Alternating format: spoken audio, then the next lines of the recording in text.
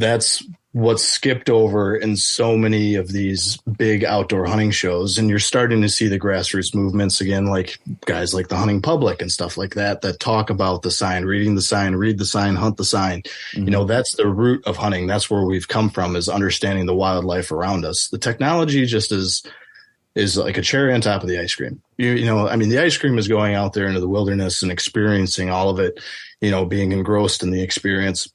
And then having that technology, the new bows or the new guns or the phones with the maps, is just that little extra cherry on top that can get us one step further and closer to the wildlife that we're trying to hunt, you know. So I think you're on a perfect track.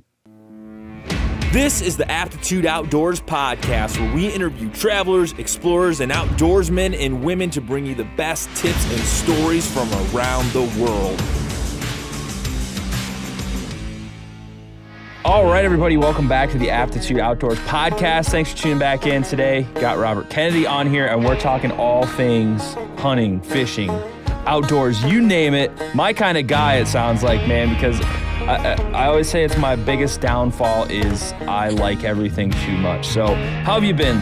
Pretty solid. I'm liking the cooler temperatures here in Michigan, and now I'm getting really stoked for hunting season, basically around the corner. Yeah, I just ran out of deer. I have one roast left, and I've just been like holding on to it. I had to buy my first, meat from the store in like a year, and it's like I just got to make it like another month, man, and it's deer hunting season. Well, end of this month, essentially, down here in Ohio. But so you run the gamut. You've got the laundry list: whitetail hunting, saddle hunting, trout fishing, ice fishing, which I love. We'll definitely talk about that. Trapping, which I've never talked to anybody that's done trapping, at least implicitly, that we've talked about. Turkey hunting, which I've tried 3 times and I've not been successful at all. Got to make the drive up here. The end goal is to move back to Michigan someday. So I want to talk, since we're heading into deer season. I've been into deer hunting this will be my 6th year. Okay. So I was never, I never grew up hunting. I guess what they call an adult onset hunter, which to me is like a hilarious. I love that phrase. It's like I said on the last podcast, it's almost like having a disease. It's like, but it is in a good way. So did you grow up hunting? What's your background? I did. So I started young in Michigan. So you could hunt with a bow when you were 12, but Dad and Grandpa would always kind of just take me along, piggyback me through the woods type kind of thing.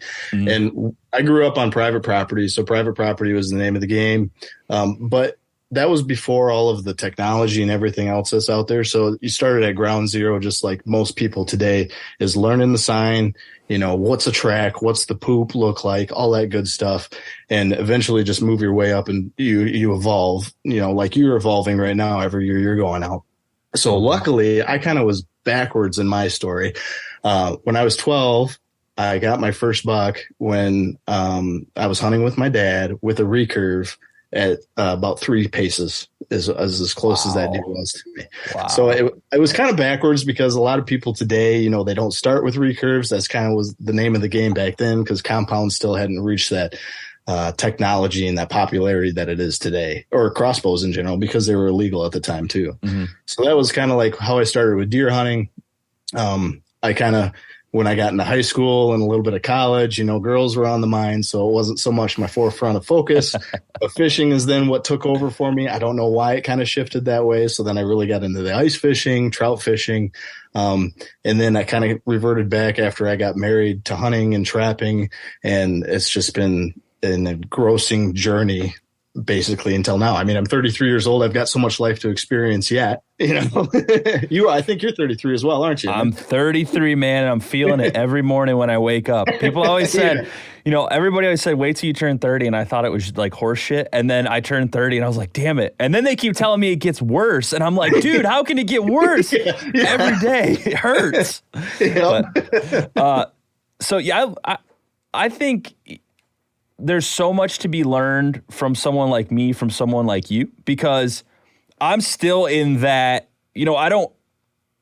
I've got 2 deers total out of 6 years. So like, I have a buddy who deer hunted, but we kind of started it together. We didn't we just kind of tried to figure it out. And he's a naturalist, so he understands deer habitat a little bit better than me.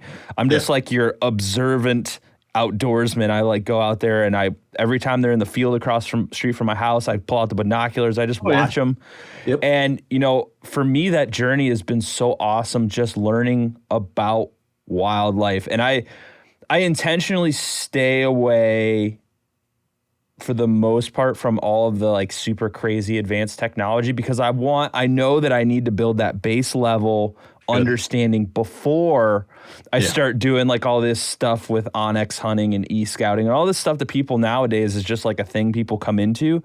And I'm like I use Onyx. I'll find, like if I'm in a wood lot and I mark a deer, I'll see a deer and I'll put it on the map like, hey, he was here yesterday, just so I can like remember. But I'm not like actively like, oh, here's a ridge. I'm just gonna go out in the woods and look. And maybe that's to my detriment, but I want to know how these. Do you think that's missing nowadays? That's the whole point I'm getting at. No, and I think you have the perfect mindset, really, because you're just learning to read the land and the sign in general.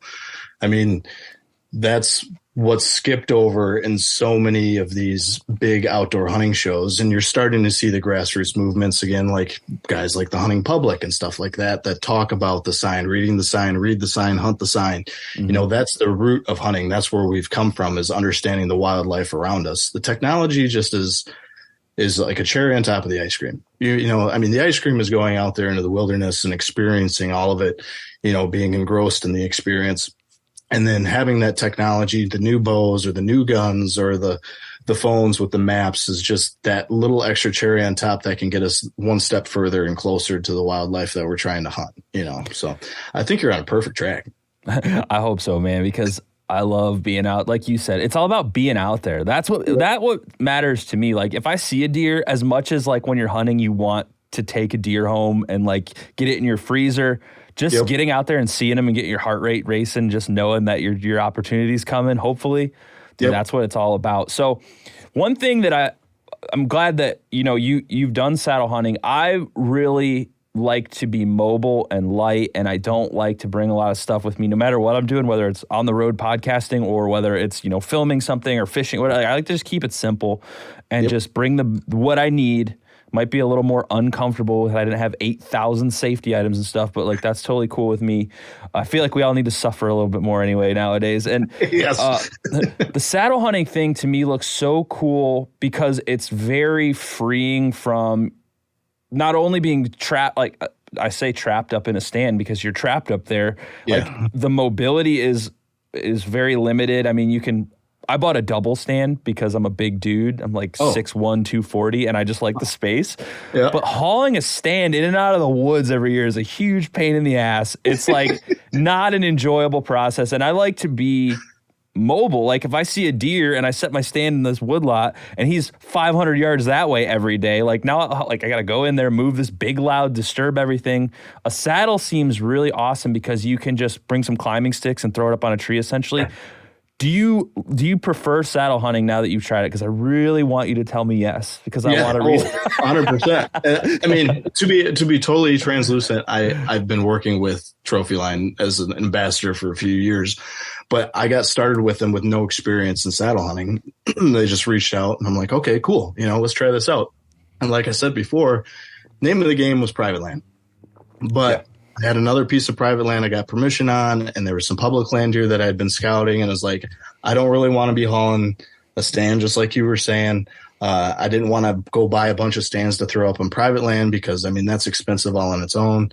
So hooking up with these guys for the first year, I was like, okay, this will probably be like 25% of the time I use a saddle. And it was about 90% of the time I used a saddle. And the next year I never sat in a platform stand, and I haven't sat in one since then. It is a whole different ballgame when you kind of get into it. Yes, it's more mobile. You're cutting your weight down so much, but you kind of get like this, I don't know, being tethered directly to the tree instead of sitting on a seat where you feel like you're still going to fall forward. You know what I mean? Even though you're wearing safety stuff in a tree stand, you have that 2 to 3 foot drop, that static shock. With the saddle, I've had deer look at me and they just look right back down. I don't know if it's the angle you come off the tree. I find more comfort in it because I'm a bigger guy too. I'm trying to lose weight, 6 foot, 240, 235. And I've just found that it fits me, especially on the mobile game, like you were saying. So like trucking through the woods, I don't know if I'm going to hunt on the ground, if I'm on public land, or if I'm going to climb a tree. I can have my saddle on that weighs like 3.5 pounds, and then carry my sticks and platform with me, which is like another 3.5 pounds. And I've got everything I need instead of being all bulked up with a stand.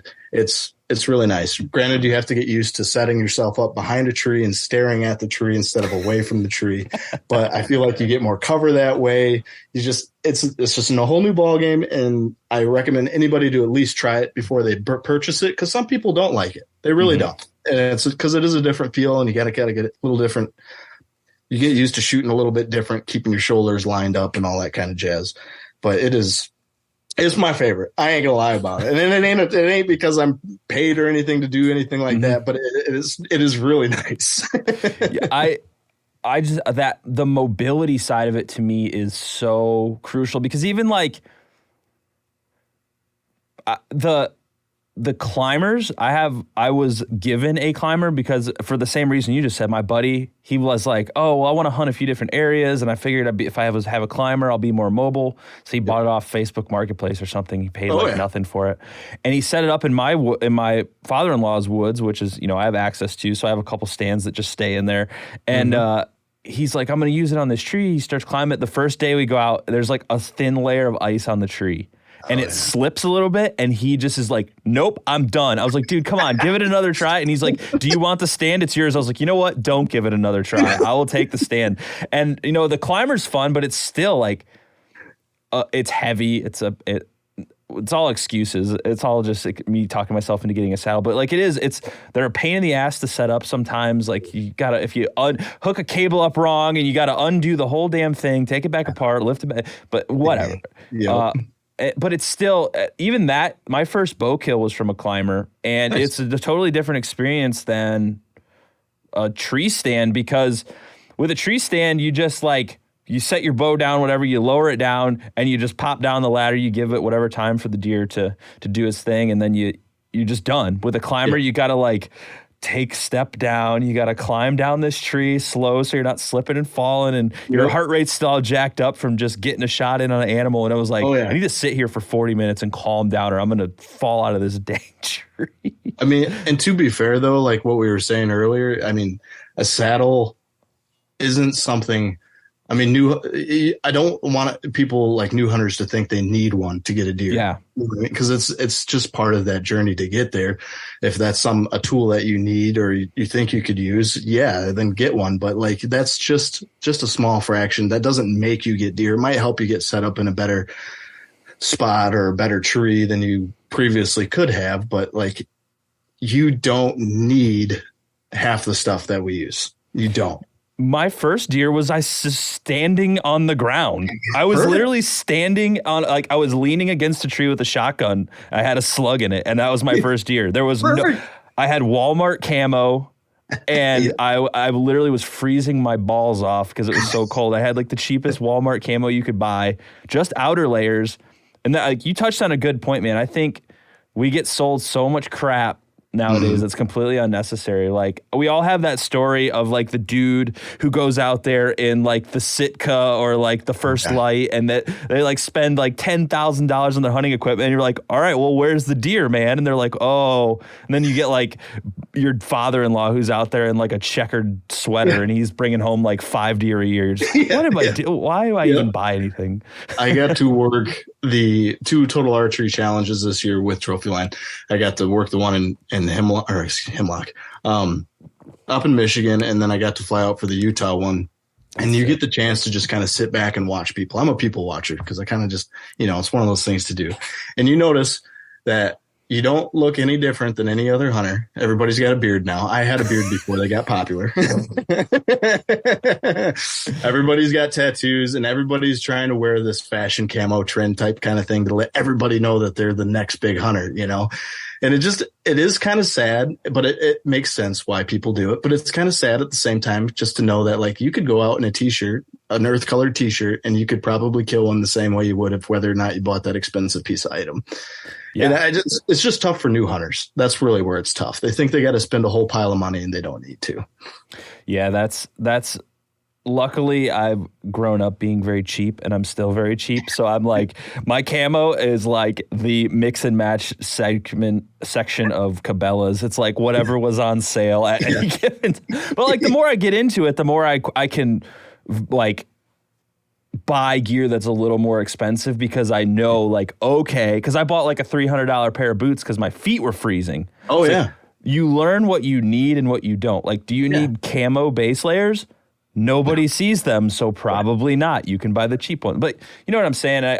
I want that other people who want to get into hunting to realize that. Someone who like you, who's a lifelong hunter, you understand what's important, what's not.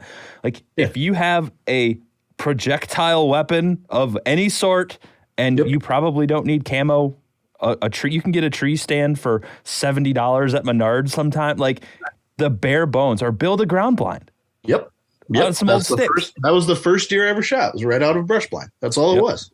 Yep. You know, it's like you said, it's kind of like a progression. Like you find out, I need better boots. Well, I'll buy boots next year.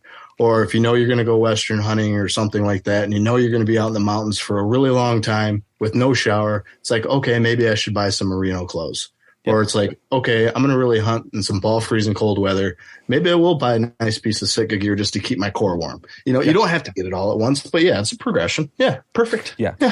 So one thing that you said you do some trapping. I have no experience in trapping. I think it's one of the things in the hunting and fishing world that kind of gets the most shit on, if I'm saying that properly, with my nice Midwestern terminology. And I'm not very educated on it myself. You know, I understand what trapping is, and there's a big culture behind it, and how it operates. So why do people continue to trap in 2022? That's like my main question, is like, I'm not for or against it in any way. Like I don't know enough to talk about it. So like, why do you do it? Why do you enjoy it or like it? So I started trapping in 2011, because there was a big market spike for coons at the time, and I was making very little money at my job, and I wanted to make a little extra money, and so I started trapping that way, and the price quickly dropped off. But the correlation I seen between trapping and the other part of the wildlife is I started to see a lot more pheasants and a lot more turkeys as soon as I started to control that predator population. So nowadays, I would say people mostly stick to trapping because of that predator population and being able to keep things in check, because there is really no money in trapping, especially today. There isn't, and some people find the enjoyment of just going back to your roots and what people did 100, 150, 200 years ago. For me, it falls along that line of like, we're the fulcrum of the balance of nature. So we don't want to take too much, and we don't want to just let things run rampant. So I want to try and make sure that I want a good turkey population or a good pheasant population. I got to try and keep the raccoons in check without completely decimating them. Or we have a river that runs through our system. I want to try and keep the beavers in check without them completely flooding out acres and acres of other habitat. So there's a percentage of people that just like to do it because they've come from that. That is that is part of who they are. And then I would say there's a good percentage of people like myself that use it as a management tool. And it's got such negative connotations towards trapping, because people will see from Disney have like these bear traps with the claw teeth on them and all these other things. And granted, yes, a very, very, very small percentage of animals could have a bone broken. But normally that happens because somebody isn't educated on the item that they're using to try and trap an animal. So for me, my focus when I trap is beavers, muskrat, and raccoons. I'm not good at coyote trapping. I've tried. I'm not good at it. So for coons, I use what they call as a dog-proof trap, which is a cylinder where they got to stick their hand right into it, and they actually grab the trigger, and it'll pull their hand to the side. And that actually leaves circulation. It doesn't have two jaws coming together, slapping on it. It holds them there. The worst I've ever seen a raccoon be hurt from one of those is have their fur just kind of messed up and pulled away. Like if somebody was holding on to your beard, and you might pull a few hairs out of your beard, you know? So that's probably the worst I've ever seen with a raccoon trap.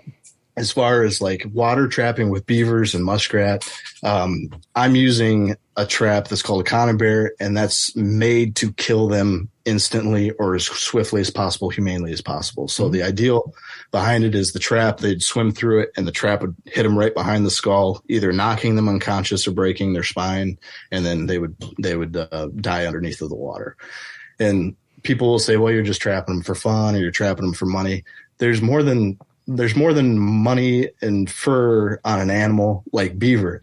I will send you some if you want some. It is freaking delicious, man. I mean, it tastes like grass-fed beef is what it tastes like. I believe it. It's ruby red. It is gorgeous.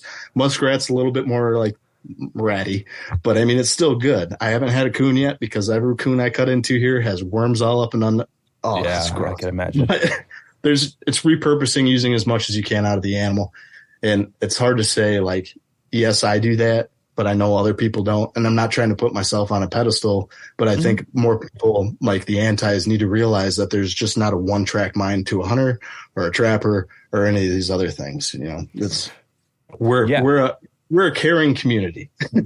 Yeah. And I'm glad you said that because I mean, I was just informed because, you know, it's all you hear is negative about trapping. And, you know, it's like, for me, I'm so ADHD, like I'm probably not going to invest the time into buying traps and learning it and stuff like that. And I would probably say I could trap down here because there's plenty of raccoons and coyotes where I live, just like anywhere else in the United States. But, you know, it's interesting to see why people do it. And I don't have anything against it personally. I mean, I've learned so much over the last almost decade now of like getting headfirst into like hunting, fishing, conservation ideology, stuff like that I have a hard time with like definitive like yes or no's with people because like until I've done that myself, I can't say shit about it. It's like until I've gone and trapped beaver and seen what the whole process was like, I could be like, this is so awesome, I'm going to start doing this. Or I could be like, it's not for me,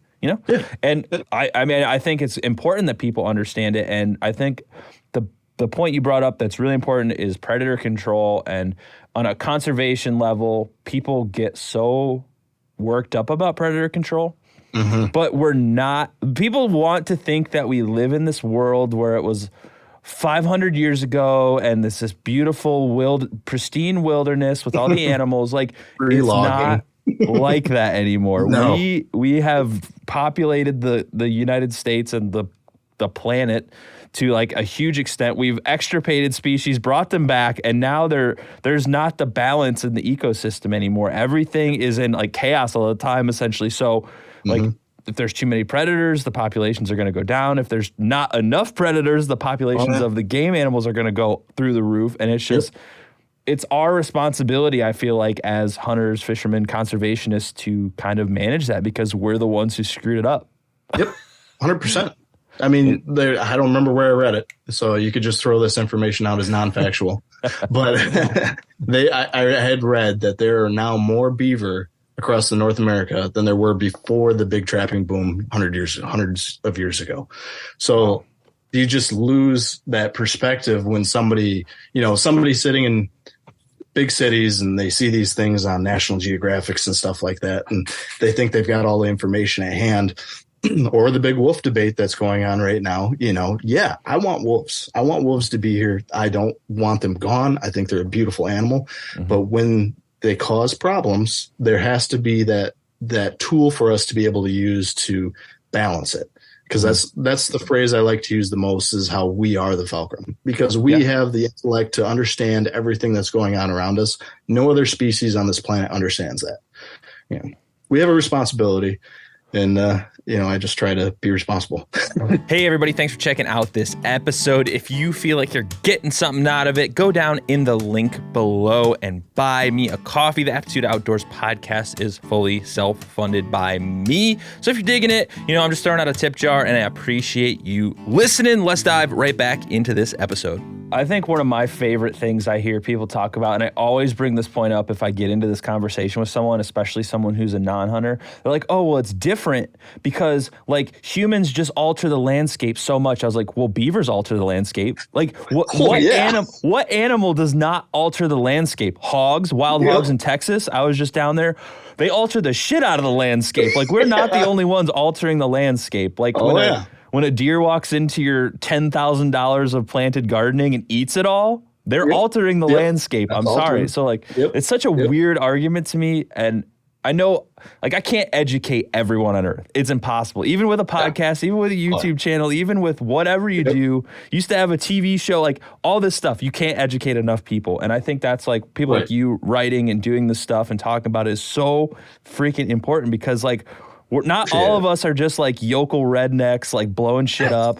Like I know people that have used to dynamite ponds and or lakes and get fish, and they are literally felons, and they're like never allowed to own a firearm again. Like those are not the people that we are. That's not us.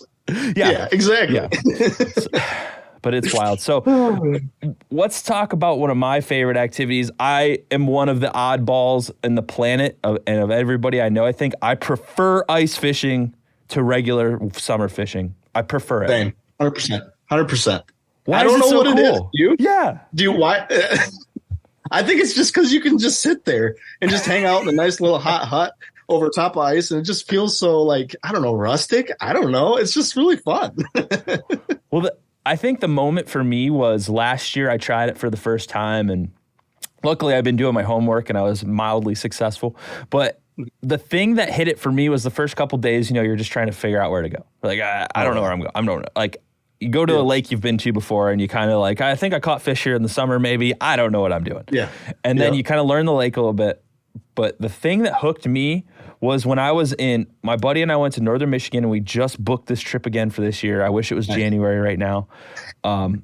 And it's a private lake. And we just happened to find it on Airbnb in the summertime. One time we went to record some stuff and we were just hanging out for the weekend, drinking beer and screwing off. Cool. They're like, has its own private lake, has a fishing boat on it. I was like, dude, that's it.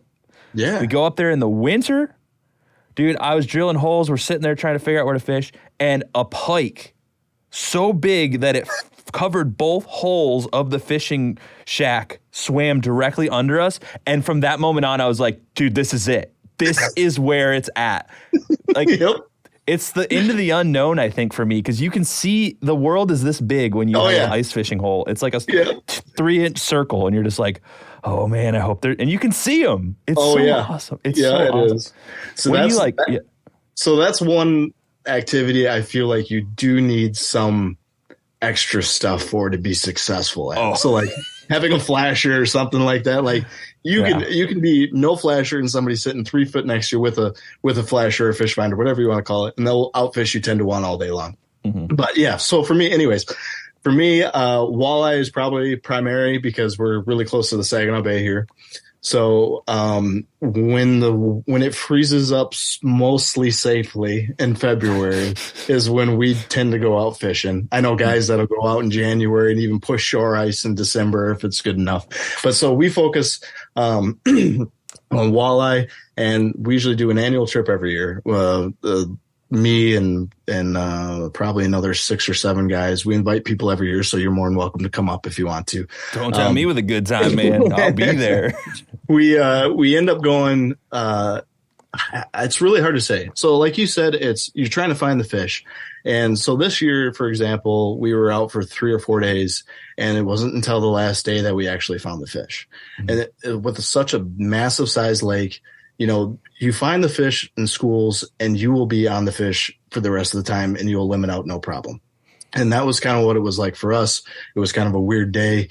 Guys stayed up a little late. I went to bed a little earlier. So I went out fishing, found the fish for them. They come out and we started catching fish at 1:00 and we finished off the night, and it was like, oh, we saved the trip type kind of thing. But if I had to pick between walleye and a different fish for ice fishing that I like the most, bluegill is right up there with them because for size, I mean, just the way they fight for their little bits that they're so impressive, especially when you're using like those ultralight rods with like 2 or 4 pound test line on it. It's just so much fun. It's so much fun. It sounds like we have like the exact same body size, and just someone like me holding that little ice fishing rod is like the most hilarious thing. It's like 1.5 feet long. And it was like when I first saw people ice fishing and I was researching how I could do it myself, I was like, what the hell are these little rods? And now I love them. You can go to Bass Pro and get like a $17 like little dock rod, and it's just like the coolest thing ever. And any all fish, mine are right up there. yeah, dude. And they're so awesome, and you cannot have enough of them. I think Michigan, I think they allow you to have 4 rods in the water at once ice fishing or something. Should be 3 unless they change it. Yeah, it's 3 or 4. I can never remember because I bounce between Ohio and Michigan so much. I'm just like, okay. I get it confused, so I need to pay attention. I'm never more than 2, just because I feel like I can't handle it. I got 2 hands, you know what I mean? So. Well, I do like for me and my buddy, we'll set out a tip up each, and then we'll just sit in the place and just hang out. And he caught a pike last year, which he was so stoked about. I was like, I had one almost through the ice, and he like bit the line and he wiggled for a second. And when I tried to grab him, he just slipped through the hole. And I was like, damn it. Snot rocket. Yeah, but that's my goal this winter is to try and get a couple pike because A, they're fun and huge and insane. Have you caught any of those? Oh yeah. Yeah, usually it's when I don't mean to. Yeah. Like bluegill fishing in the inland lakes, I'll be jigging and I'm like, I'll look at the flasher and I'm like, this is either a really big bluegill or crappie or it's going to be a bass or a pike, and it's usually a pike. And I'll land a couple of them most of the time, just fishing with those teardrop jigs. They'll end up inhaling it too far and breaking the line. Yeah. But Saginaw Bay again is another good one for pike shallow. So earlier in the year, if you wanted to come up early, like they'll be in 2 to 3 foot of water. So you'll only be walking out a few hundred yards and guys will just spear them out there. But I mean, they're usually with the schools of perch. So on the Saginaw Bay, the perch will be up 3-4 feet for most of the early ice, you could say, and the pike are in there with them, and you'll be sight fishing the whole time. So you don't need a fish finder in that shallow water because the water's crystal clear. So you'll just be watching your jig and you'll just see this big head come into your hole just staring at it. And you're like, do I want to try and catch this fish or do I just lift it up? Usually I try and catch them because it's fun. Like I think I caught a 32 and a 35 inch back to back and had a crowd around me. This was years ago, but had a crowd around me and they're like, oh my gosh, Bobby K's got a big one on, like made me feel really proud. And I ended up catching it. That's awesome. Because they're like a little dinosaur underneath the water. They're the apex predator of the water, I love, I just love trying to catch different species. Like targeting fish is so fun because it's like the most frustrating and awesome thing on earth when you finally land one. Oh, yeah. Like, it's a pain in the ass. And so you've been fishing. What's your favorite fish to catch like during this peak summer season, like spring, summer? Probably brook trout. I mean, I don't get to fish as much in the summers I used to. My kids are getting older. They're just started kindergarten today, actually. So you're in trouble. Yeah. So brook trout, I like to go up to the UP and hit those shaded streams that are still nice and cold because I don't have to worry about, locally. If I were to try and fish for some trout locally, you got to worry about the water temperatures. And it's not really brookies around here. It'd be browns. There are some brookies, but I like to try and stay in the cold water so I don't have the risk of killing the trout because they are fragile little buggers and they taste delicious. We used to go to Canada every year when I was younger. My grandparents had a cabin up north of Wawa. It was Lake Anjigami, but we'd always go trout fishing, canoeing down a river, and it was always brookies. And when we first started going, the fishing was excellent. It was like every cast you'd be catching a brook trout, and they would all be 10 to 12 inches, just like beautiful, beautiful brook trout. And as the years went on, it got worse and worse and worse. And we started talking to the locals about it. Well, more people like us coming up there started just filling coolers and abusing their power and just ruin that fishery. It might be better now. I mean, that was 10 years ago, but that's just kind of like the fragileness of trout in general and then abusing our power again, but yeah. Well, you bring up an amazing point that I think a lot of people take for granted is that's the main reason why we have these conservation laws and reasons why there are limits, and people get upset about that. And it's like, would you rather be able to catch 5 trout all the time or have everybody come here and do exactly what you just said and now nobody gets any? Yes, And we're exactly. terrible as a species at just being like, I'd rather have the 5 all the time instead of being like, well, I want to come up there for a day and get 300. Like, well, Yeah, that's kind yeah. of a dick move, but whatever, We're dude. we're gluttonous. We Yeah. like as much as we can get at one time. Yeah. So when you're fishing for trout, are you like traditional? Are you fly fishing? What's the uh, I've done a little fly fishing. I enjoy it. It's just a more difficult game.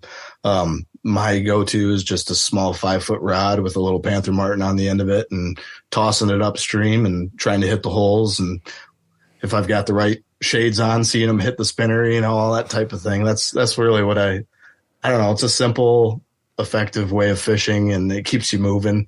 Fly fishing, I get I get tangled up too much in the rivers that I'll fish because I just fish it's like a 1 lane road size creek. mm, No, I know people that do it with what are they called, the Kentera or Pentera rods or whatever they are. the little That short type. guys? Yeah. Yeah, yeah. That's cool.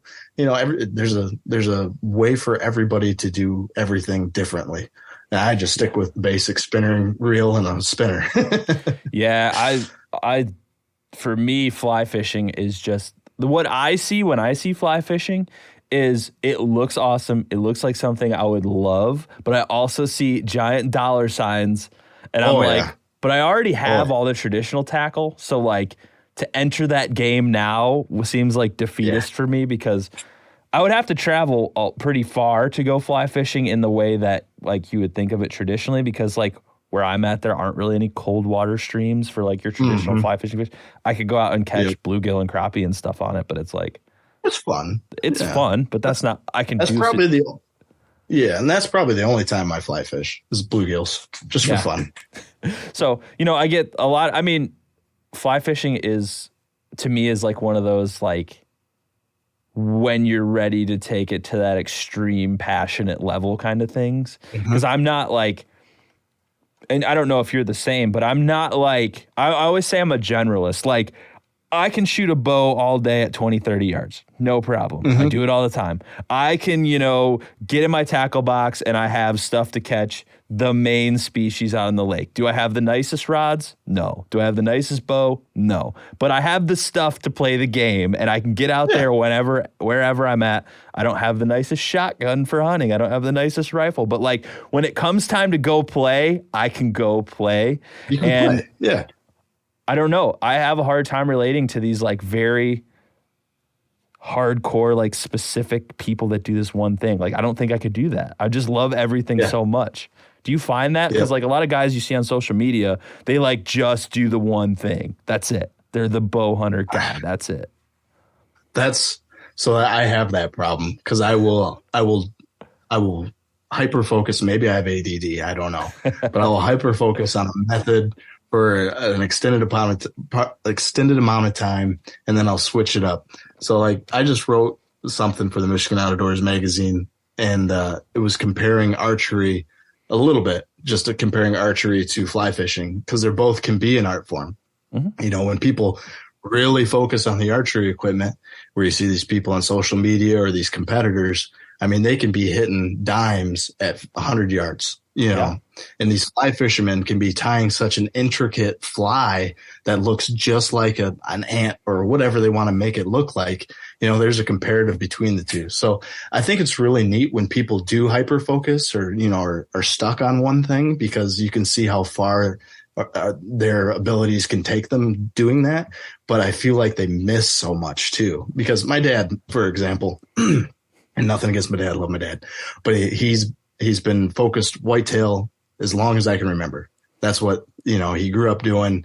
At the time when he was younger, there wasn't many deer here. Now there's a population. So now he focuses on deer hunting, habitat for the deer, and trying to that's his thing. Where I love deer hunting, but I also love trapping and I also love the ice fishing. And I like tinkering with my bow all the time. And I like to, I'll dabble with the habitat stuff. I love habitat building but it takes me so many different directions. And I think that's the I don't know if it would be the right definition of a woodsman because you're trying to gather all of this information and use it all to the ability that you can. It's so it's messed up is what it is. Okay. I'm messed up. I get it. No, I'm right there with you. I mean, it's in the title of the podcast, Aptitude Outdoors. Like I want to be proficient in a lot of things. I mean, and I think, and I wasn't talking shit about people who are very hyper focused. I'm jealous of those people sometimes because like you can be really good at it. I'm never going to be shooting dimes at 70 yards. That's just not me. I practice like I live in the real world of like my reality. Like I hunt during bow season. I fish during fishing season. I have all the gear to do all of it. None of it's the best. I'm not the best hunter or fisherman, but like I can go play. Like if someone calls me, says, hey, you want to go try this duck hunting or something? I have a shotgun. I could probably get a pair of waders somewhere. Will I be comfortable? No, but I'll go do it. And then I'll have that in my arsenal of like things that I've kind of know how to do now. And I think we're lucky in a way in that aspect because like I can never understand when people say they're bored. I was like, dude, I always have shit to do. I always, every day of the week, I could go do something. Oh yeah, easy. It's like, and then maybe that falls back to like how hunting was in general, and so we're following a path of what it used to be back in the day, where it was sustenance based. You know, it's like you have all these things you can be doing. You don't have to focus on one thing. You know, and so we're following the path of what our ancestors did. We're trying to learn how to track certain animals. We're trying to learn how to fish certain species. We're trying to figure out how to call in a bird or whatever else. You know, we're following maybe a different path than what other people do. Yeah. Maybe we're not screwed up. I don't know. I don't think so. I mean, I'm definitely screwed up, but I don't know in the capacity of that what we're talking about. But like, I like being a generalist because it always gives me something to do. Like I can always read more on fishing. I can always read more on hunting. And, you know, like like there's always so much to learn, and just being outside, you learn a lot. And one thing, since you talked about building habitats, that's something that I know I need to start understanding because I do have private property that I have access to where I can essentially do whatever I want. Like I can go in there and start doing habitat restoration or, you know, putting in food plots for deer, stuff like that we're going to get my chances of success up. And I don't know if there's a thought behind that. I don't know if some people consider that cheating or whatever. But if you have land and you have access to like making it better for you, that's like how our human population got to where it's at today because we're good at figuring that kind of stuff out. Yeah. What kind of habitat stuff do you do, like specifically? So it's focused on deer, obviously, like I was saying, because I learned from my dad when he went to some boot camp a long time ago, and I picked up on things, and then also just learning things by experience. But a lot of it is cover habitat, and then food plot would probably be the two big ticket items. And you mentioned something about how like it makes the hunting better for you, but it's twofold. Like I feel like people that hate on people that do food plots or have the ability to do habitat, that like they don't recognize the fact that yes, it does make hunting better for the property, whoever owns that property, the surrounding properties, but it also makes whatever wildlife is on that property flourish. So it's a give more than you take time kind of aspect to it. So big things for us early on were hinge cutting, and people shit on hinge cutting all the time. It's got its place. What is that? I don't even know what that is. You basically cut through a tree through 2/3 to 3/4 of the way through, and you can pull it over. The cambium layer underneath of the bark stays attached and keeps the tree alive for an extended period amount of time, depending on how much sunlight it gets. We've still got some trees that are alive from 14 years ago. Mm-hmm. So some die really quickly if they don't get the right sunlight or depending on the species. So it's a quick cover for deer. It's quick to get the sunlight down to the ground for regeneration. That's what we started with, was hinge cutting pockets, trying to create natural/unnatural bedding areas for deer to try and make the hunting better for us. And then we progressed into native grasses and like switch grasses or whatever the state native grass mixes are. And that really helped the population of the pheasants come back. Even though they're non-native species, people still love pheasants, you know, but it was twofold: help the pheasants, help more deer for thermal cover. And food plotting was probably in the mix at the beginning as well. And that's a whole game of all by itself. take away the cover habitat or thermal habitat and then get into food plotting, because you can do things. It's like farming. You can farm a field 10 different ways. You can do no-till. You can work the ground. You can do dry fertilizers, liquid fertilizers, organic. And so like for me, when I do food plots at other places that aren't at home, because I'll let my dad handle the stuff around here, but other places, I tend to go the minimalistic route on things. I like to just try and keep things natural, trying not to use herbicides, because I mean, the amount of herbicide I actually use is so little, it would probably never even be noticed. But it's still just that underlying thought factor of like, I'm using something to kill something, you know. So I'll tend to, my number one way of doing things is a no-till method. There'll be a naturally open grassy area, and I'll weed whack it, say 4 inches above the ground level, and I'll seed into that, and that thatch layer will hold the moisture for the seed to broadcast and take up that moisture and grow naturally. It'll be weedier, but you know what deer eat other than just the stuff we plant is broad leaves and grasses and stuff like that. So, I mean, I'm just weed whacking a food plot, natural food plot, to plant a more attractive food plot, basically. So it's a whole gamut. It's fun. It really is. Life is hard, and we're out here doing larger-than-life things, whether it's pushing ourselves physically in the outdoors or mentally at work or in the podcast studio. Absolute Aid is here to help you focus, recover, and stay calm during your most intense moments. Absolute Aid, created by nature, made with science, for those who seek to do more. Is there any, like, books or stuff that you know of that you'd recommend for like someone like me who just wants to like understand the basics, or even like YouTube channels or stuff? Because if you've been doing it that long, you probably just have a basic understanding, but there's so much information out there. It's like, where do you start? Because there's like stuff on Amazon, like deer land management. The books are like $70 or something. It's like, is it worth it? Or so the boot camp I think my dad went to years ago was a Tony LaPratt boot camp, which is pretty expensive, I believe. I've never looked into it myself. I've learned a lot of stuff from Jim Brocker, who has an ebook out there, and I think he's on a lot of these habitat Facebook pages and stuff like that. There's Jeff Sturgis, and then what's the other guy's name? There's a lot. Anyways, there's a lot of people that are out there that teach this stuff as their main focus. Just type in habitat and food plot. I might have a video pop up for you. I don't know.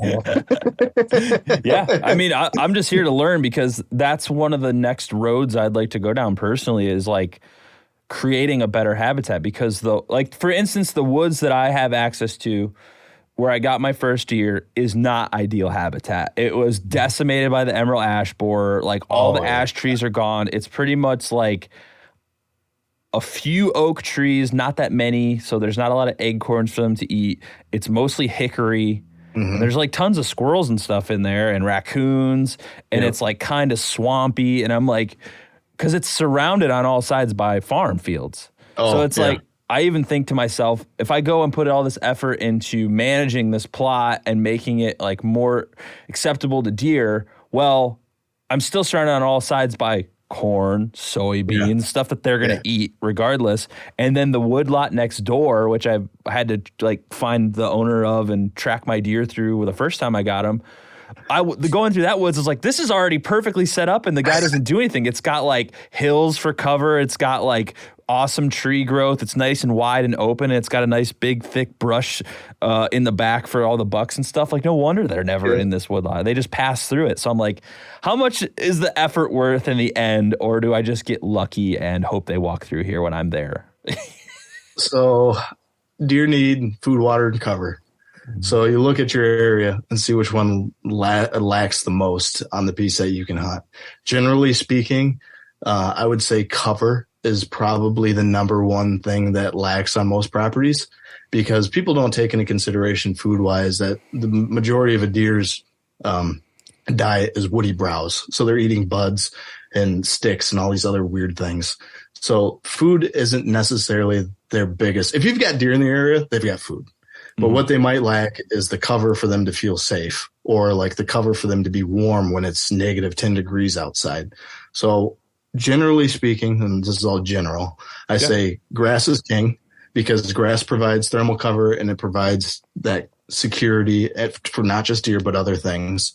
And then if you wanted to get into like the food plotting stuff, I go with clover. Clover is the easiest, most maintainable thing that's out there.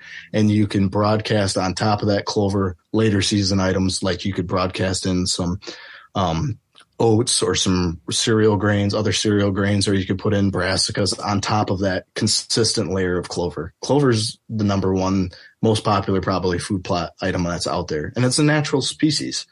So like habitat stuff, if you can stay like as natural as you can without like actually changing the natural environment. Like I like hinge cutting, don't get me wrong, but like it's a big natural, unnatural change to the environment. Just try and stay natural. And I think it is worth it no matter what. I started on my grandpa's 15 acres years ago. That's where I learned things myself, was down on his 15 acres.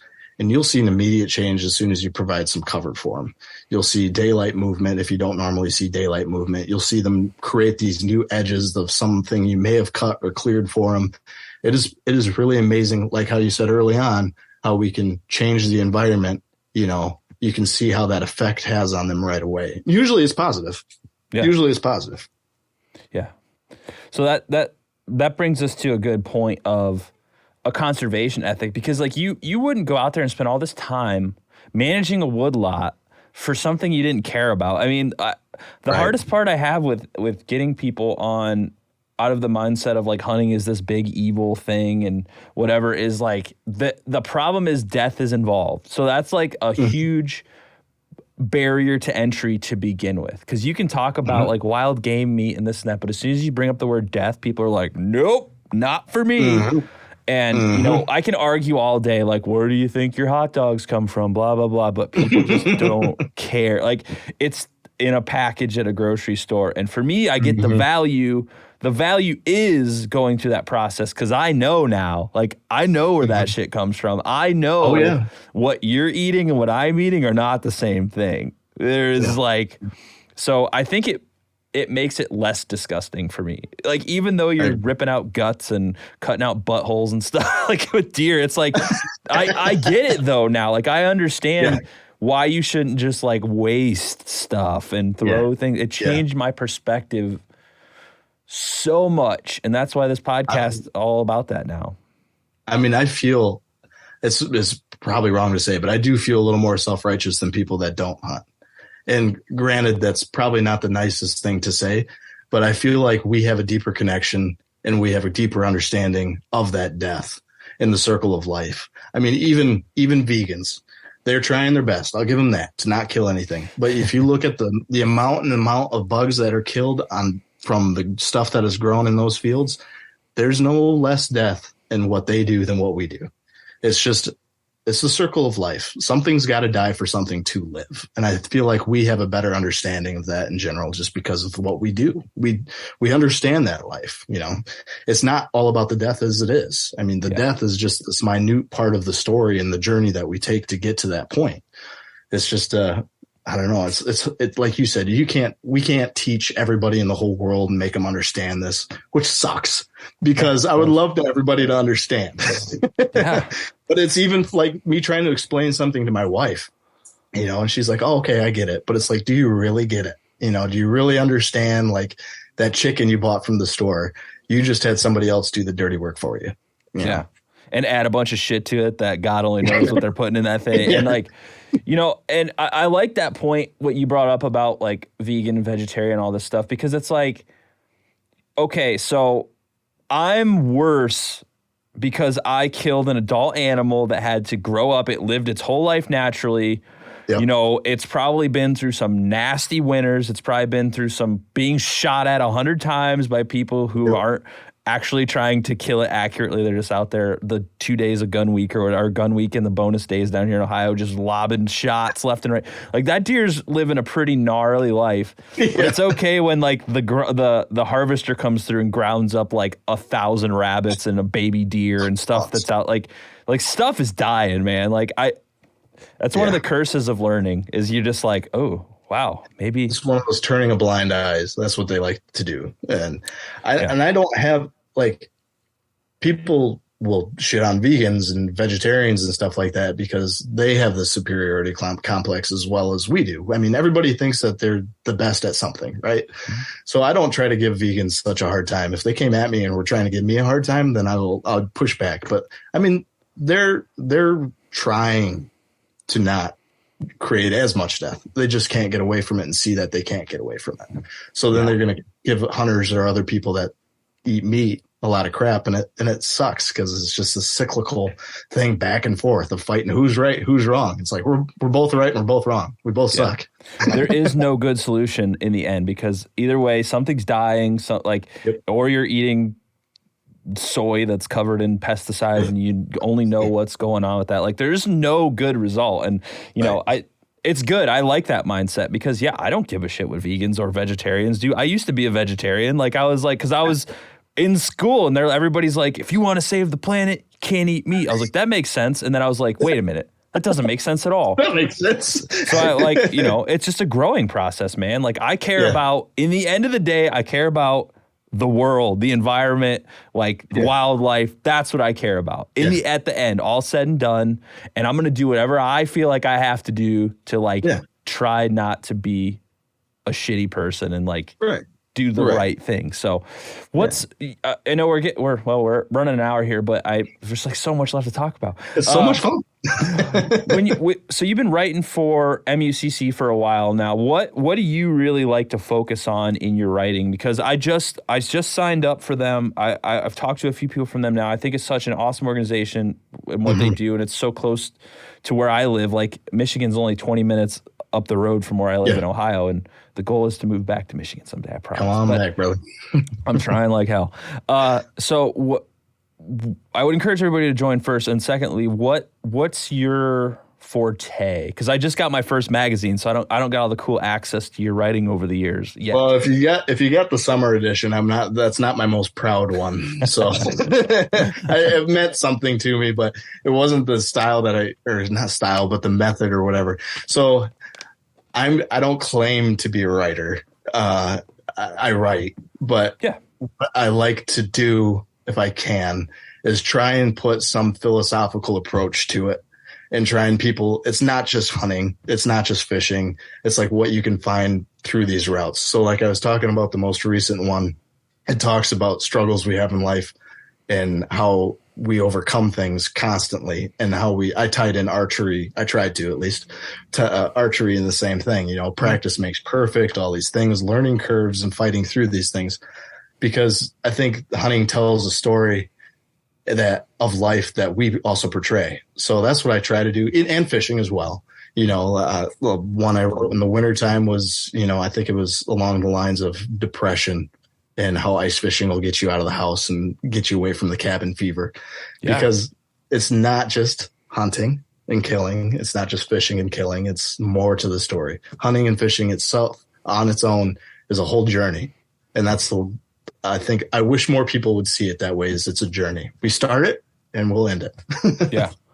No, that's awesome. We need more stuff like that because I really love all those very philosophical books on hunting. I mean, that's just who I am as a person. Like, I'm not a comedian. Like, I'm not like a skit guy. Like, I don't go on social media. Like, that's not me. Like, I'm not going to do like funny little hee look at me stuff. Like, I just think about stuff, man. I can't help it. And like, I don't like, a lot of people get worked up about like followers. Like, I don't give a shit, man. Like what we're doing right now, this is important. Talking about this important stuff that I think is important.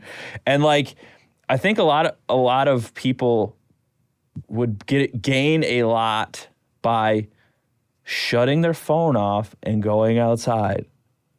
When I'm in the self-reflection. Thinking about like, that's what the hunting blind is to me. That's what the fishing boat is to me. Like when I'm out there, I don't care where this phone is. It could be in the car.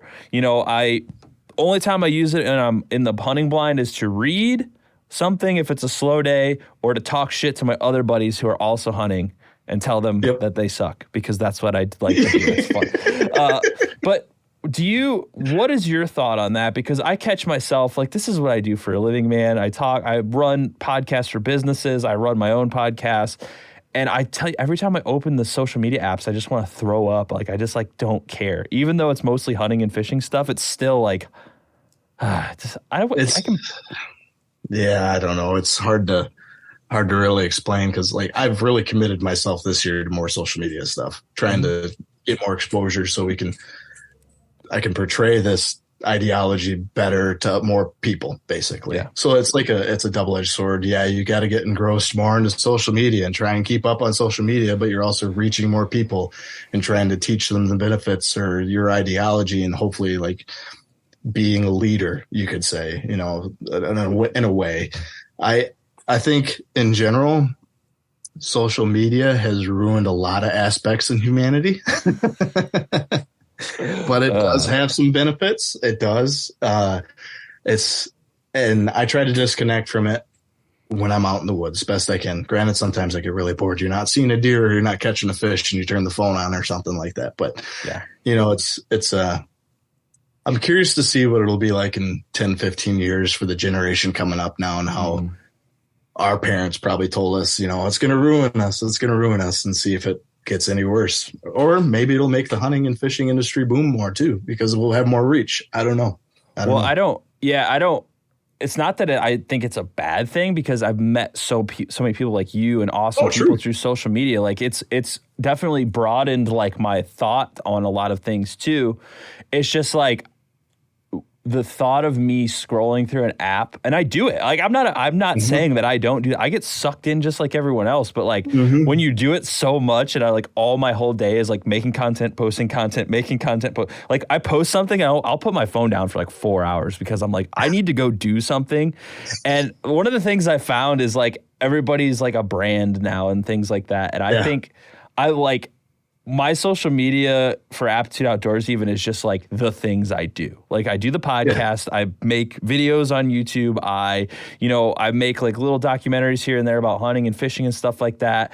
Right now I'm training for an adventure race, and it's like, they're like, oh, why are you posting all this workout stuff like that? Like, this is what I'm doing right now. Like this is me as a person. Like I have to like run all these miles before I can do this race or ride this many miles on my bike. Like, it's outdoors. That's what I do. Like it's the name of the page is Aptitude Outdoors. Like is encompassing all things. Like slap back at him, man. Get him. It's just funny, man. It's just like it's like you get like people are like upset when you do too much, and then people are upset if you don't do enough. And it's just like here's I'll have a message for you. Go outside. Yes. Shut your phone off. Don't worry about what I'm doing then. Go outside, have fun.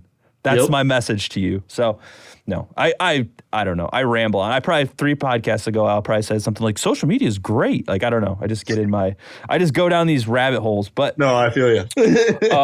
So before we wrap up here, I have one more question for you, and then talk about where people can find you. But on the side of fishing, one thing I've noticed that I've been having a struggle with, and I don't know if it's just like it depends on where you're at or what time of the year it is kind of thing. But I've specifically noticed the lake that I grew up on. Dude, everybody always has a joke. They're like, there's no fish in this lake. And, I've catch bluegill in the spring and stuff when they're easy to catch, and crappie. And then you get into later summer and they get a little more difficult to get after. But sometimes I go to a lake like a few hours away or just up the road, and I'll just nail them all day. And then the one that I have access to all year round is like, sometimes it's like, I went out this weekend and went hard, fish finder out, just every trick I've ever tried to think of. I could not catch fish. Do you think the habitat really has an impact in the water too? Because I don't know what the legality is on it, but I'm thinking about just sinking a bunch of habitat in that lake when nobody's there in the fall, because like, I don't know what else I can do, because it's like, I'm pretty sure you can get permits to do that too. Yeah. But, yeah, definitely. I mean, water quality is a huge thing, especially for like the smaller fish. So like Saginaw Bay is an example. Things really shifted when the zebra mussel got into the Saginaw Bay. Oh, yeah. And I used to live in the UP as well on Little Bay to Knock, and they said the same thing happened in Little Bay to Knock. The water quality cleared up. There wasn't those oh my goodness, microorganisms or microplanktons for those small fish to eat and grow up quickly. So everything got stunted. And I think that you see that a lot in small lakes too. Like if the water quality is too good, it's not good for the fish, which is so weird to think about, you know? Yeah. But then say you take that out of the picture and you don't have any weeds and it's all clay bottom and it's just this bowl of nothing.